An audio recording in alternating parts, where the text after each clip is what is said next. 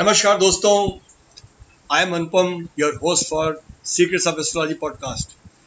Friends, we are having versatile sessions with Lars Panaro, and now in episode 3, we are requesting him to put some light on the layering technique, which he found through his rule system and which is working very fine. And earlier, I have seen one of his article, and I was very impressed by the way he was describing things because we are respecting Sudarshan Chakra Paddhati, and the same way this system is also quite parallel to that Sudarshan Chakra Paddhati, but having a different way to look into the horoscope. Lars, please tell us something on layering technique, and Okay, uh, thanks. and if you permit me, I can share one of the chart, and I think you are familiar with that also. So Sure. we like and love to know about that. Okay, great.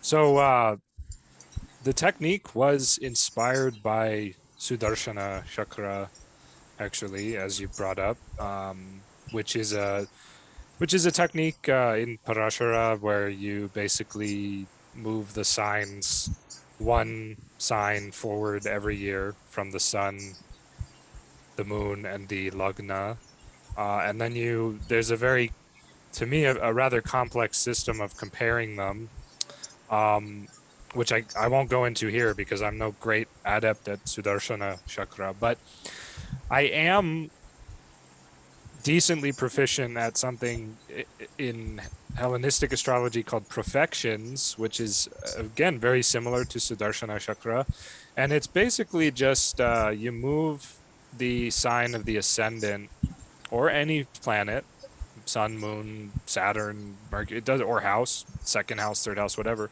You just move it one sign per year in the order of the signs. And then the lord of that sign, any planets in that sign, and any planets transiting that sign become important for predictions that year. So look into Sudarshana Chakra and profections if you're not familiar with those. But basically, what layering is to kind of apply a similar concept, but more statically. So what we do is we take the lagna, the Chandra lagna, which is the moon, and the Surya lagna, which is the sun, and then we look at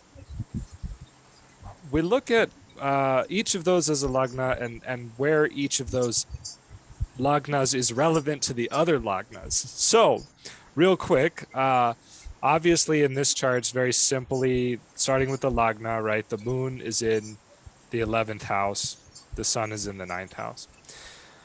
But if we look at the moon as a lagna, the moon is the first house for itself. So we have a combination of 11 and 1 for the moon. Just like we have a combination of 9 and 1 for the sun relative to the Surya Lagna, if we're reading the chart from these Lagnas. And then we can do the same thing relative to the other ones. So the moon is 11 and 1, but from the sun, from Surya Lagna, it's the third. So now we have 11, 1, 3 for the moon. For Surya Lagna, we can add also 11 because it's the 11th from the moon. So we have 9, 1, 11.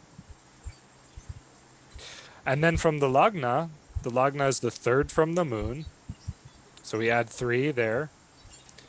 And then we add from Surya Lagna, it's the fifth. So we can add 5. And we can literally do this for every single house. And you might be wondering, okay, so what? What's the advantage to this? Well, the advantage is that it's kind of a quick and easy way to integrate the three lagnas, because these three lagnas are very important in Jyotish, and especially Chandra lagna and the lagna, the regular lagna. Uh, you'll find in classical texts that a lot of yogas say if the planet is, let's say, in an angle from the lagna or the moon, right? So, for example, the Pancha Mahapurusha yogas, which are for the five planets being in their own sign or exaltation, if that planet is in an angle, a kendra, from the lagna or the moon, then this yoga occurs. And it's more powerful if it occurs from both lagnas. And if it also occurs from Surya Lagna, then it's like super powerful, right? So this is kind of also a way to look at uh, the the the power of the karmas. So you have the fixed karma, which is the most likely to happen, fixed, unfixed, which is very likely, but there's some room for change. And then the unfixed, which is very much open to change. And I can't remember the Sanskrit at the moment for those, so forgive me for that. But so They are sandigd and asandigd. yeah, there we go. So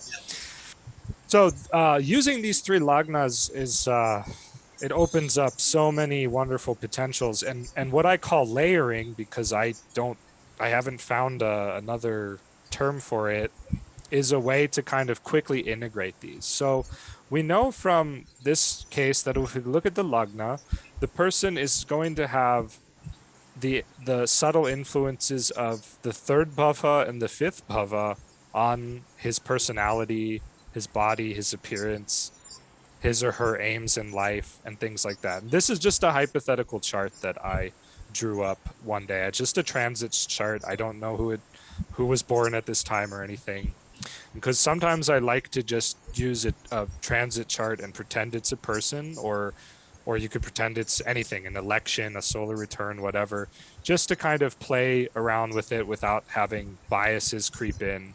Because of course, when we study a famous person's chart or somebody we know, sometimes biases can creep in. And so that's why I like to do that. So anyway, this person going to have a third bhava and a fifth bhava effect on their first bhava, which basically fifth bhava is going to make them very risk oriented, very independent. It may mean they have a strong attachment to their children or the desire to have children. Third bhava is going to make them also very willful, very hard headed, independent, um, and possibly again taking risks and liking to have a good time, liking to have fun, be entertained, play, fulfill their desires and things like this. So already this is kind of like a yoga for telling us about this person, and that they could have some success in life in these kinds of areas and through these kinds of behaviors. And then what we can do is check the rest of the chart to see if that matches up. Well, they have a very strong Lagna Lord Sun exalted in the ninth house, right? So this already tells us that yes, they're going to be very independent. And you might say, well, okay, so why did I need to do the layering technique? Well, you don't need to do it. You don't need to do anything, really. If you're gifted enough, you can just look at a person and read their karmas without the chart, right? But the point is that we want to look for confluence in astrology, which Yeah. means we want to see multiple factors all pointing towards the same kind of reality.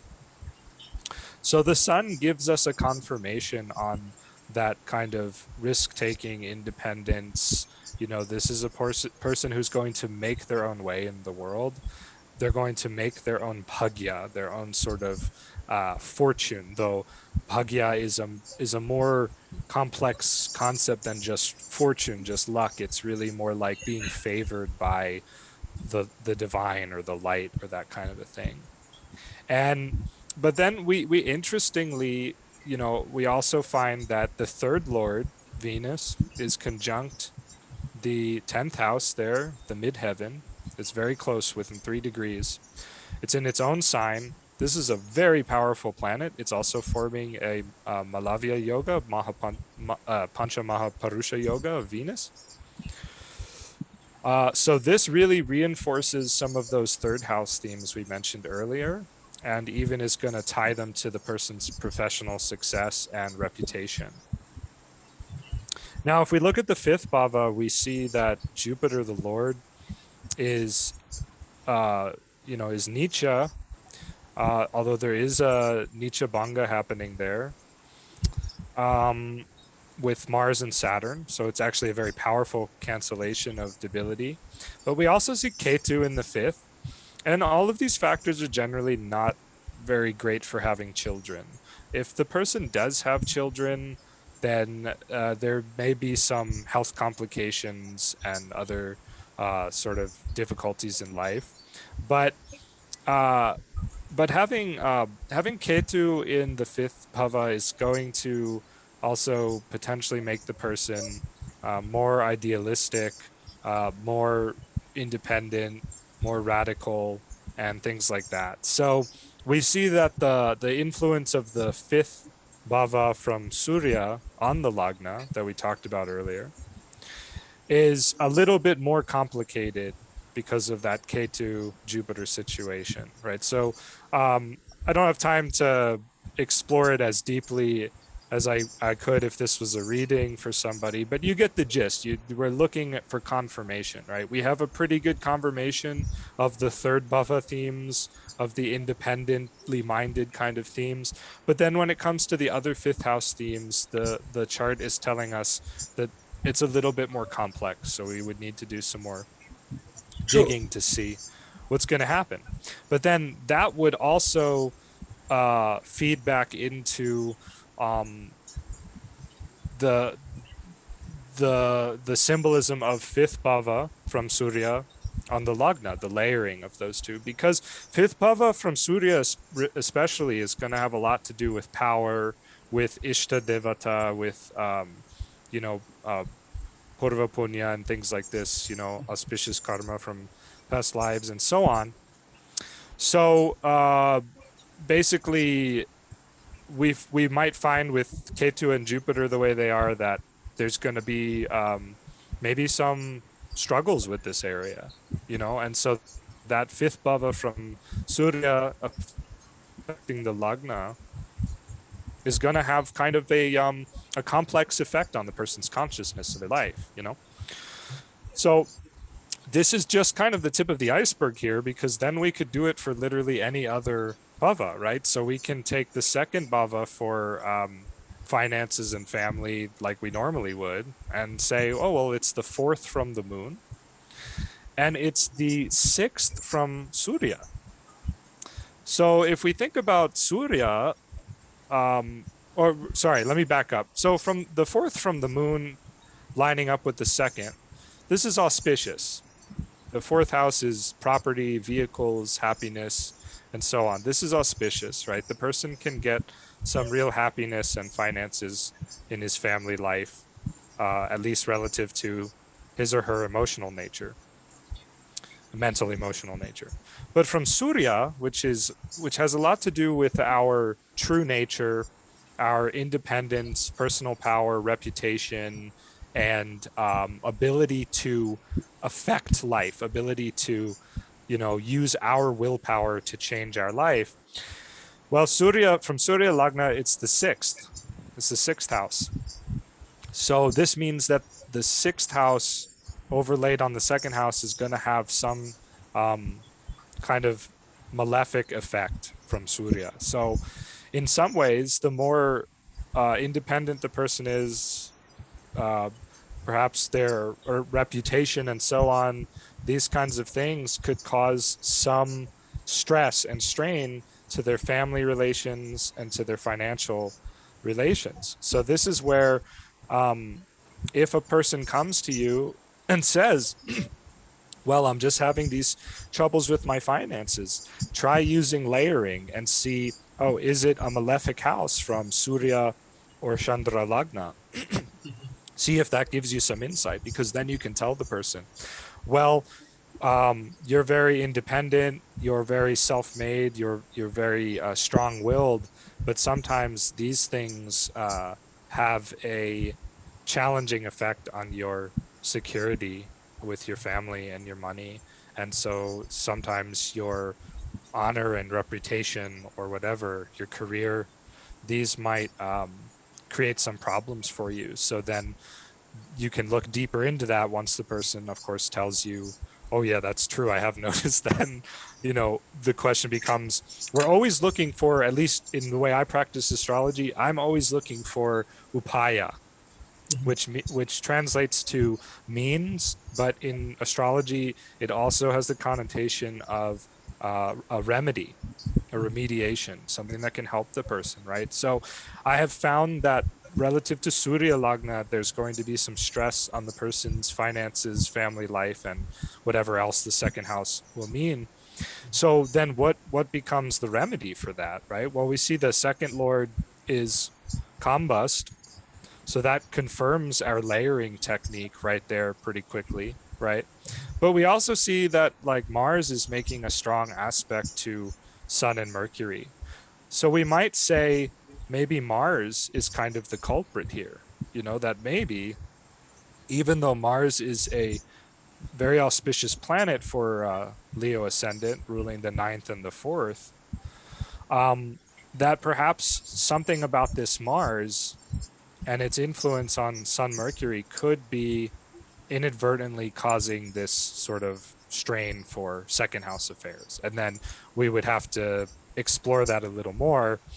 But you might want to, since this is an exalted Mars and this is an exalted Sun, and there's a lot of Mars influence going on, how can we tone down the Mars, right? Maybe we can enlist the help of Venus. Maybe we can even enlist the help of Saturn or Jupiter, which is trining the second, making an aspect to the second, but is fairly weak on its own.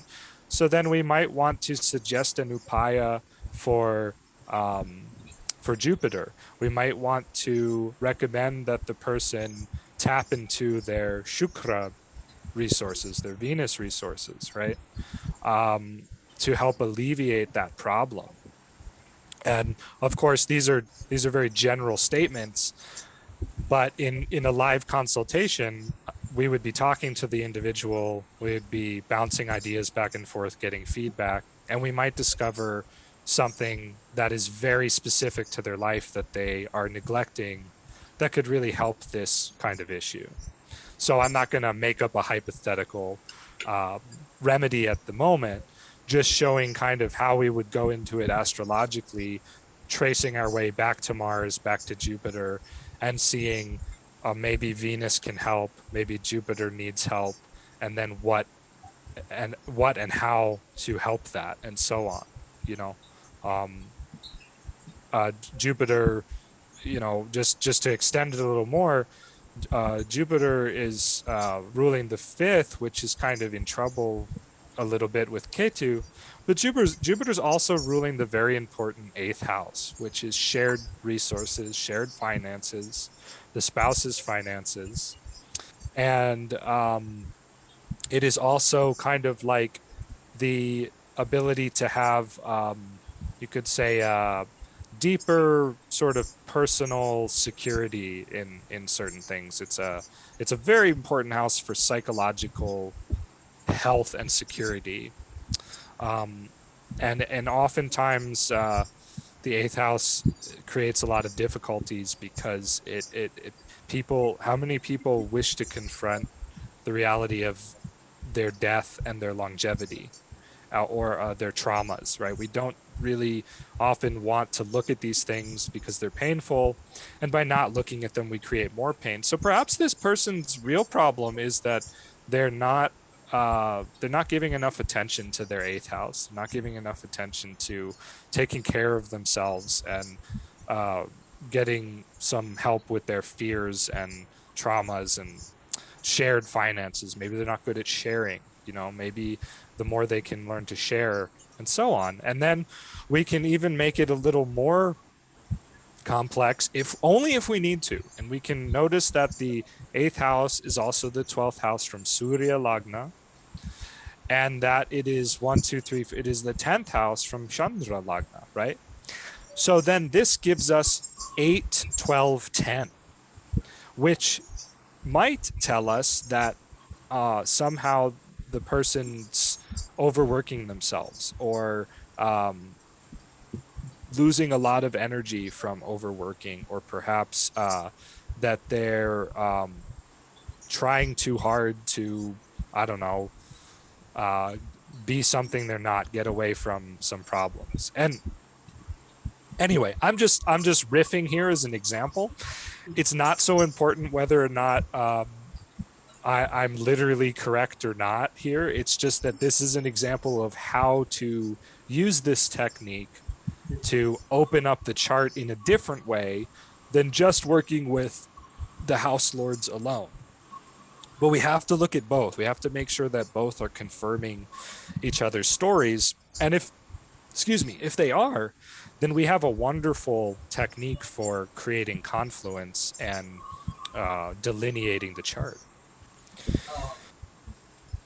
In fact, as you said about layering technique, and I was with you when you are exploring this whole chart, and there Yeah, are other things also which are describing same. So I treat right, that as the way to get high conviction.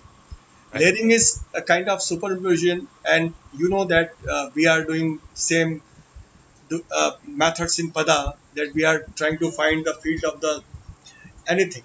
So it's a Yeah, way to look regarding planets with the resources at different houses. So that is a versatile tool. Rather, when we are, I think, aligning the three lagna together in Sudarshan Chakra, but here yeah, you are aligning the resources which we are looking for basically. So that's right, a very beautiful thing, because at last anything is going to be compared, are going to be give you effect from its resource only. So I treat it as very high conviction method to explore anything for we can say understanding the personality trait. So yeah, it was fabulous, and friends, as you know that our shows are non-scripted. Lars is also not aware of that what we are going to speak to him, but we yeah, yeah. request him that in coming days, I think we need more gems from his treasure, and especially his understanding towards the astrology, as we are watching him, Thanks. that he was expert in the signification of houses, planets, and that was the beauty when you are going to Um, read any chart.